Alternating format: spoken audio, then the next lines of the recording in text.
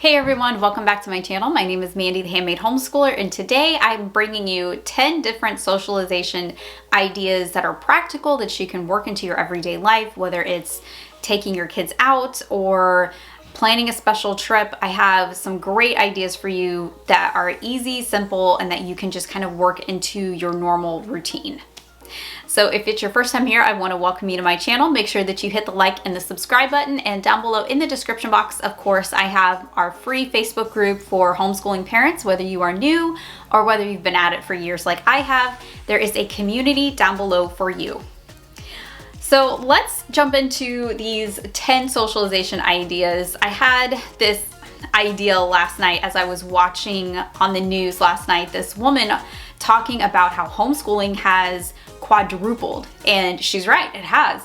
And parents they were talking about on this interview are really worried about this socialization thing. And I really want to kind of preface this video with the fact that socialization has kind of been pounded into our heads as this thing that you can only do with a group of same-aged peers in a classroom setting. Socialization can happen anytime, anywhere, with pretty much anybody. If you are talking to somebody else, that's socializing.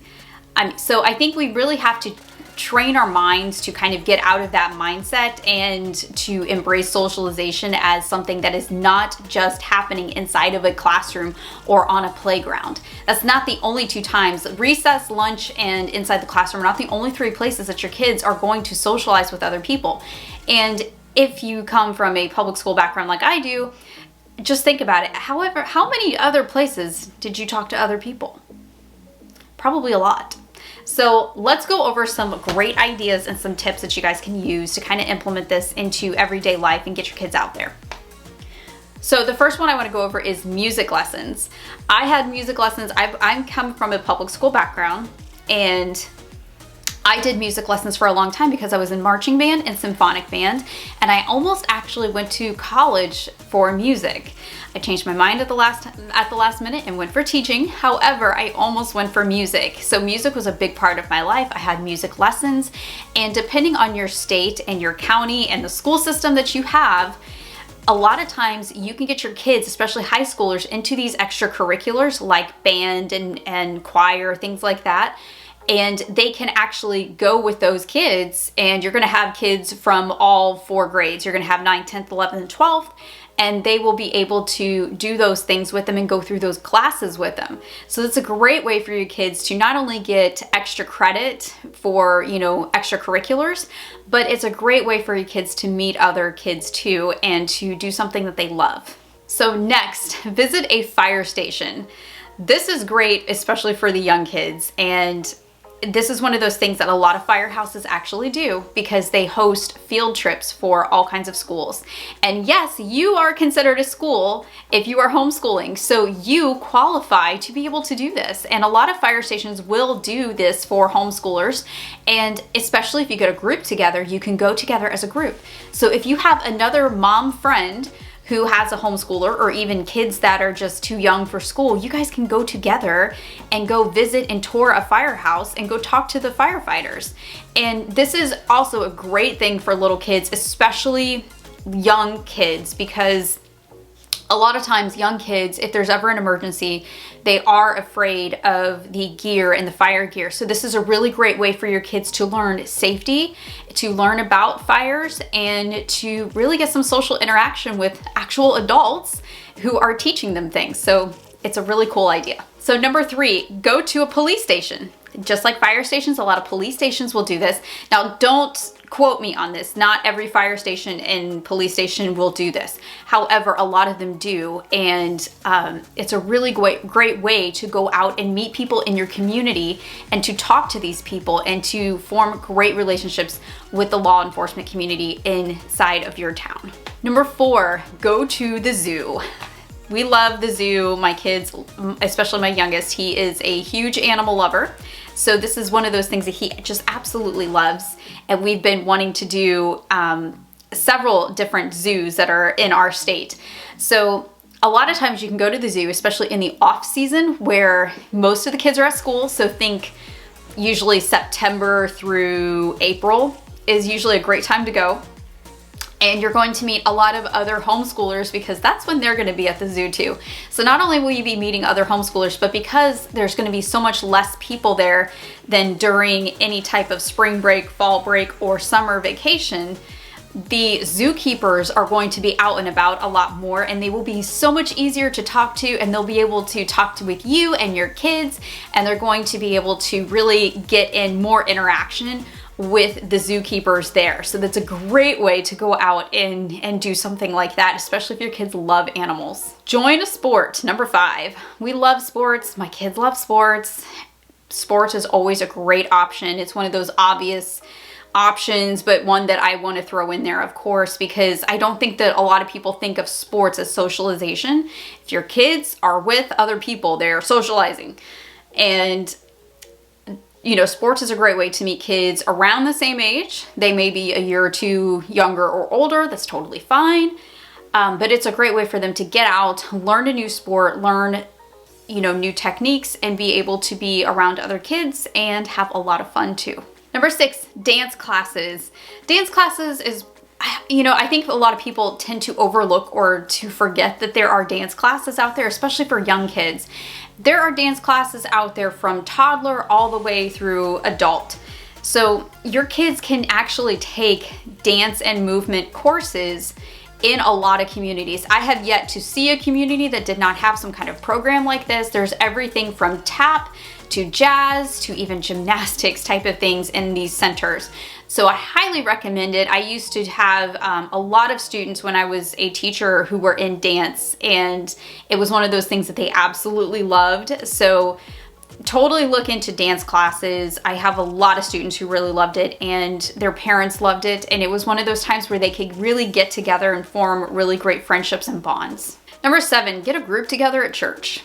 Now, I love our church for so many reasons, but for one of the main reasons I love it too is because that's my homeschool group. You know, I have my homeschool friends there. We get to talk about curriculum, and you guys can really make a great homeschool group right in your church with the other homeschoolers. You might not realize that there are other homeschoolers at your church. If you have a larger church, start asking around about it and see, is there anybody else who homeschools? Homeschooling is becoming such a popular way to educate children now that more than likely you're going to have more than one homeschooler at your church. Number 8, this is kind of an odd one, but it works. Our kids have to go to the doctors. I'm sure you guys have to take your kids to the doctor all the time. There are some times that these turn into such great learning opportunities.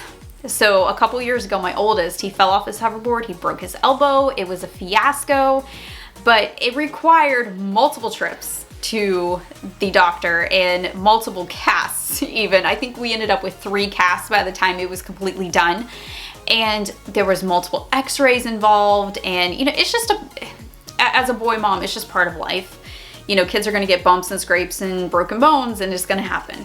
Well, during one of these outings, you know, I had my youngest with us. You know, I couldn't exactly just leave him at home, so I had to take him with us. And during one of these outings to the hospital, it ended up being like almost a field trip. He got to talk with all of the doctors, and he got to learn about radiology.